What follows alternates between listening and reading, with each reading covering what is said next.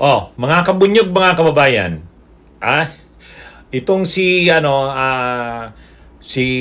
Ping Lacson, ang chairperson o chairman ng Senate Blue Ribbon Committee, ipapatawag niya daw.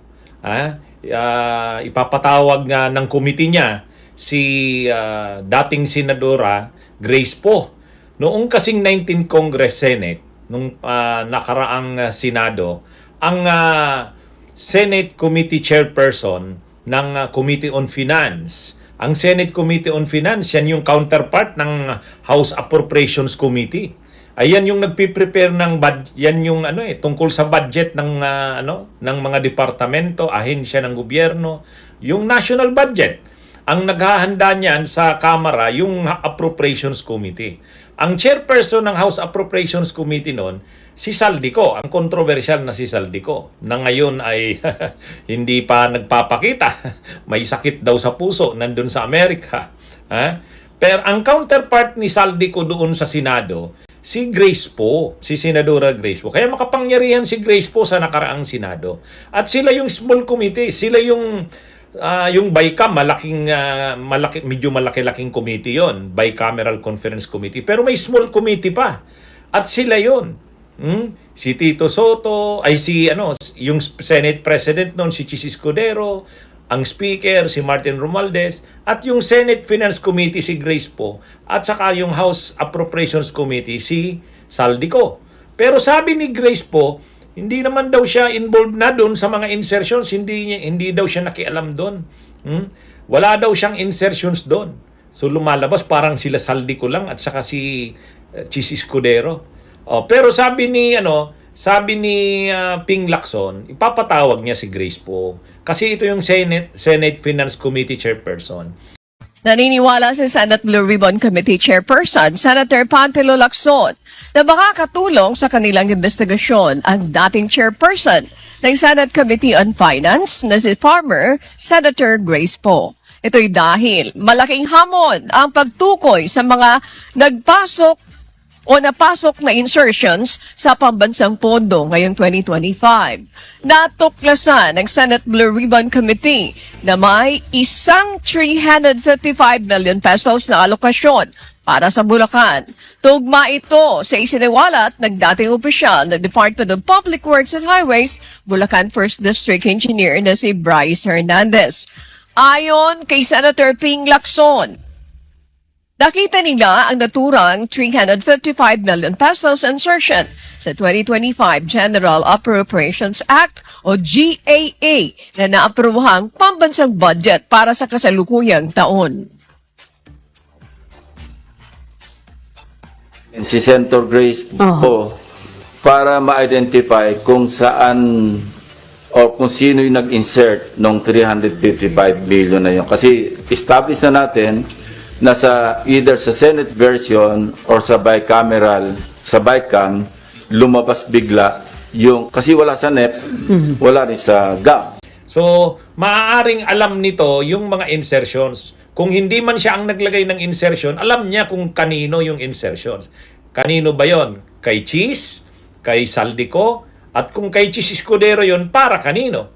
Kasi ayon kay Senator Ping Lacson, mayroon na sila, konfirmado na nila na yung binanggit ni Bryce Hernandez na 355 million na ayon kay Bryce Hernandez ay dinownload o ibinigay na pundo, ibinaba na pundo ng ni Jingo Estrada para sa Bulacan, para sa mga flood control. Kumpirmado na daw yun eh. Nakita na daw nila doon sa GAA, doon sa General Appropriations Act, mayroong 355 million.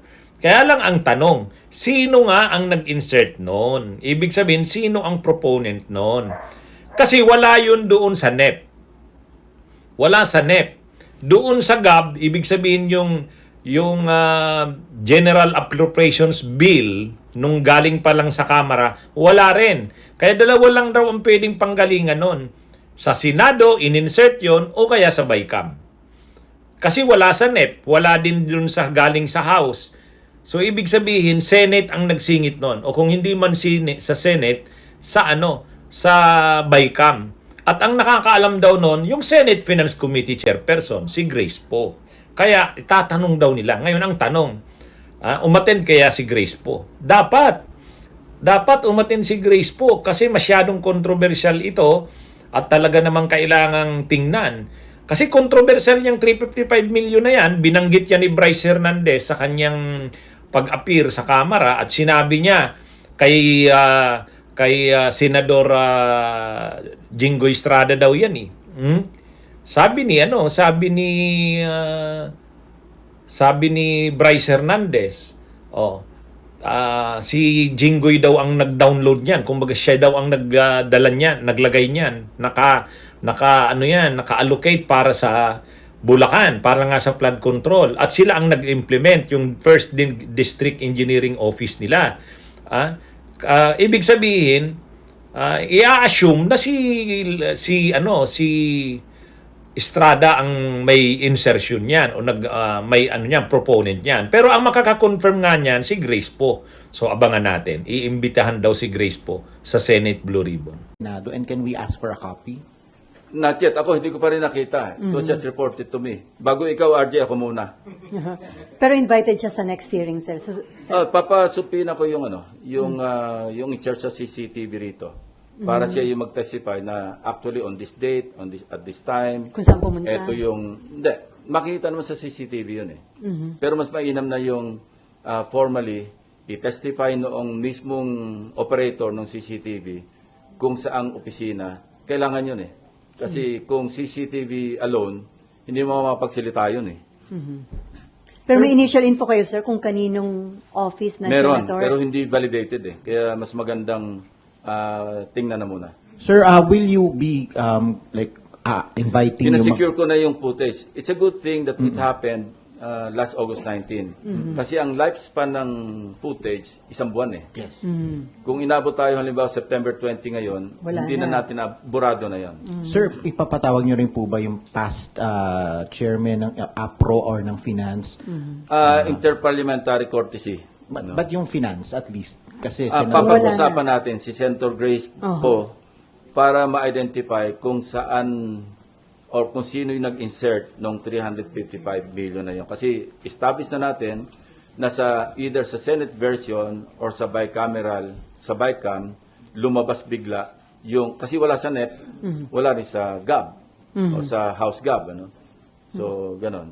Okay. In your privileged speeches po kasi you also referred to cases in past budgets that were covered by past leaderships by SP Soto in his first SP and SP Subiri.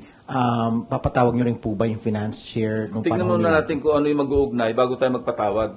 Kasi papatawag tayo para tayo namamana sa buwan. Which hand ang tawag doon? RG, kailangan maghanap muna tayo ng ebidensya na maliwanag para may basihan tayo para magpatawag.